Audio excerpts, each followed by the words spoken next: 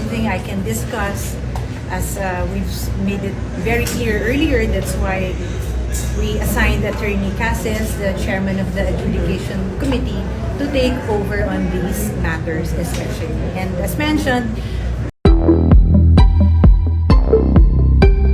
MTRC Bilala Soto nagsalita na kaugnay sa isyong kinakarap ngayong ng programang It's Showtime at ni Vice Ganda at ng kontrobersyang segment nitong Especially For You, kung saan nababash ngayon si Axel Cruz at tila dumaranas ng mental health issue si Christine, na parehong naging contestant sa naturang segment ng show.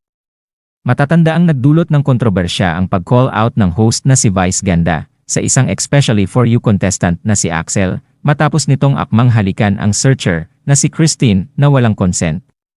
Sa latest episode ng Showbiz Update ni Ogie Diaz sa kanyang YouTube channel, ibinalita niya na nagbigay na ng kanyang pahayag si MTRCB Chairperson, Lala Soto, kaugnay sa kontrobersyal na issue ni na Vice Ganda, Axel at Christine.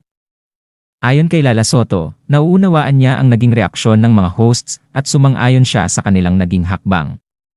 Dagdag pa niya, hindi sakop ng MTRCB ang nasabing issue. Ayon sa kanyang pahayag ng hingan ng opinyon hinggil sa issue, sinabi ni Soto, "I don't have an official statement but in my opinion, the hosts acted appropriately on the given situation."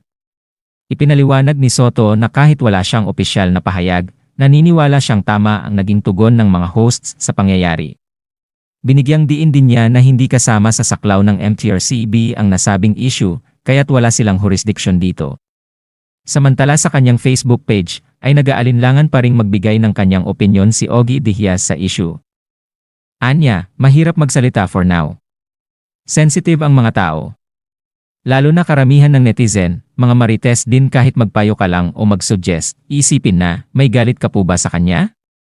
Kaya doon na lang muna tayo sa gitna. Pero sabi nga ng iba, hindi pwede yon. Mamili ka kung sa kanan ka o sa kaliwa ka. Kasi pag nasa gitna ka, masasagasaan ka pa rin. Pero bakit mo naman sasagasaan kung nakikita mo namang may nakatayo sa gitna? Kayo na lang ang gusto kong pakinggan, mga giliw kong FB friends. Ano ang masasabi niyo sa nakaraang issue ng Especially For You segment ng It's Showtime? I know, lilipas din ito, mapapalitan din ito ng panibagong issue. O ng lumang issue. Inakamagandang paliwanag, i-include ko sa prayers ko. Anito sa kanyang Facebook post ngayong araw.